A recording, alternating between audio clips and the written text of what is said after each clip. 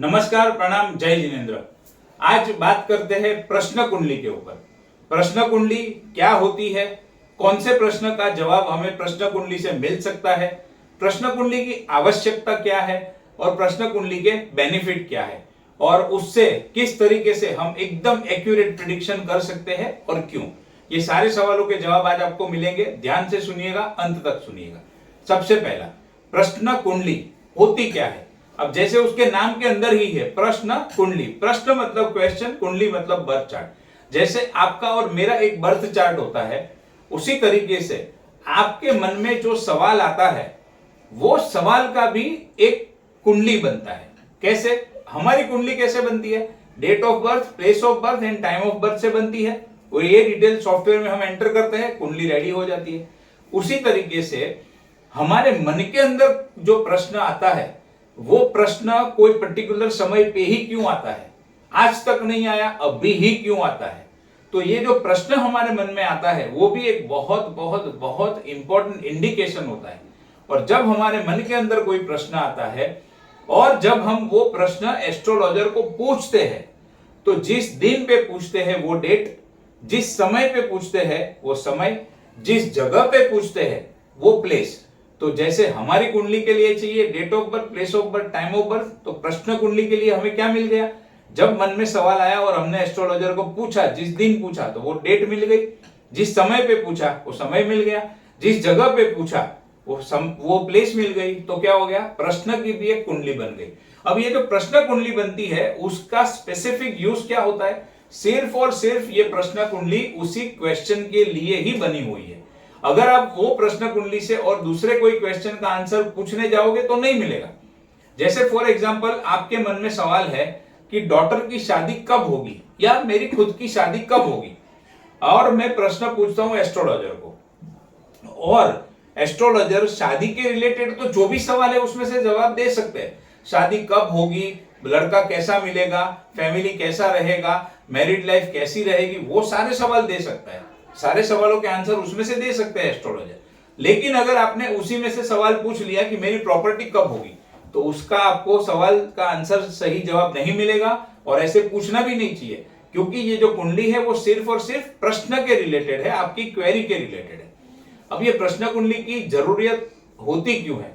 दो पर्पज है उसके लिए। सबसे पहला पर्पज, काफी लोग ऐसे हैं आज के तारीख में भी, काफी लोग ऐसे हैं जिनको अपनी date of birth, place of birth या टाइम ऑफ बर्थ में से कोई भी एक चीज नहीं मालूम है, या फिर तीनों चीज नहीं मालूम है, या फिर दो चीज का पता नहीं है। तो जब ऐसे सिचुएशन होती है फिर भी वो व्यक्ति को कोई ऑकल्ट का सहारा चाहिए, कुदरत का सहारा चाहिए, हेल्प चाहिए अपने मन की शांति के लिए या फिर सही दिशा को चुनने के लिए, तो उस समय पे प्रश्न कुंडली सबसे बड़ी हेल्पफुल होती है। क्योंकि उसमें ना तो डेट चाहिए, डेट ऑफ बर्थ चाहिए, ना प्लेस ऑफ बर्थ चाहिए, ना टाइम ऑफ बर्थ चाहिए। जो मैंने अभी आपको बताया, सवाल जब पूछोगे वो दिन, समय और प्लेस से आपकी कुंडली बन जाएगी। आपके मन का जो भी सवाल है उसका समाधान मिल जाएगा, मानसिक शांति मिल जाएगी और आपको पता चल जाएगा आपके लिए सही रास्ता कौन सा है और गलत रास्ता कौन सा है जिसको आप अवॉइड कर सकते हो।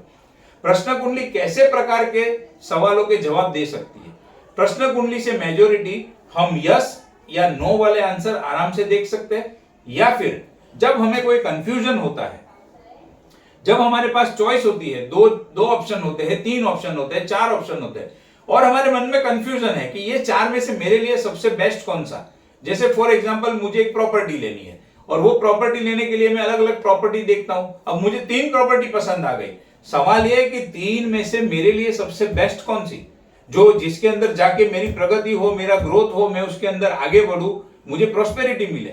अब ये तीन में से कौन सी लेना, क्योंकि वास्तु परफेक्ट है, लोकेशन परफेक्ट है, तीन बजट में भी बैठ रहा है, सब कुछ है, फिर भी तीनों में से बेस्ट मेरे लिए कौन सी।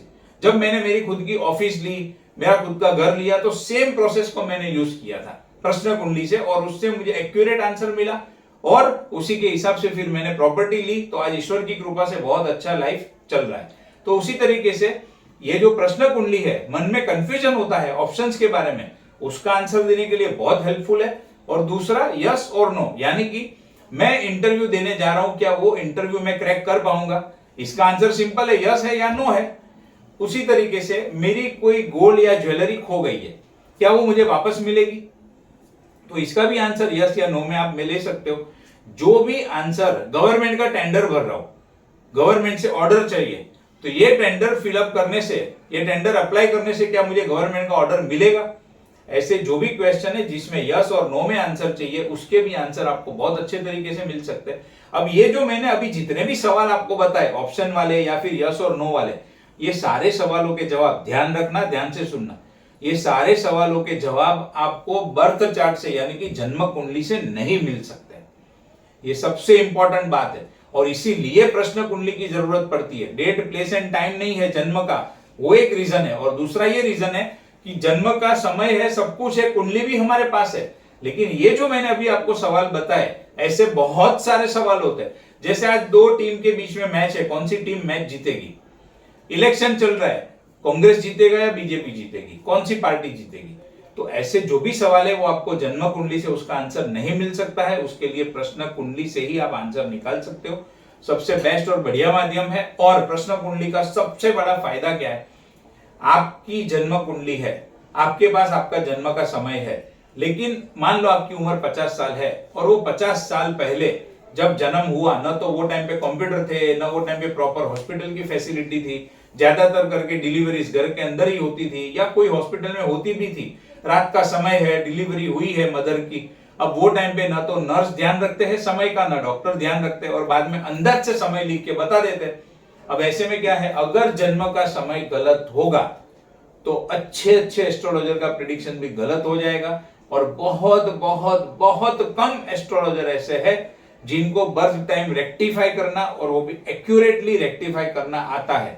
मैक्सिमम एस्ट्रोलॉजर्स क्या करते हैं, आप जो भी सवाल पूछते हो उसके रिलेटेड जो भी आप डेट, प्लेस एंड टाइम बताते हो, आपके जन्म की डिटेल, उसी को ध्यान में लेकर फिर सीधा आपके प्रश्न का जवाब देते हैं, और उसी में 95% एस्ट्रोलॉजर के आंसर गलत होते हैं, प्रिडिक्शन गलत होते हैं, और फिर आपको ऐसा लगता है कि ये शास्त्र बेकार है, एस्ट्रोलॉजी खराब है, या फिर एस्ट्रोलॉजर सब चीटर है, या एस्ट्रोलॉजर सब खराब है, उनको कुछ आता नहीं है।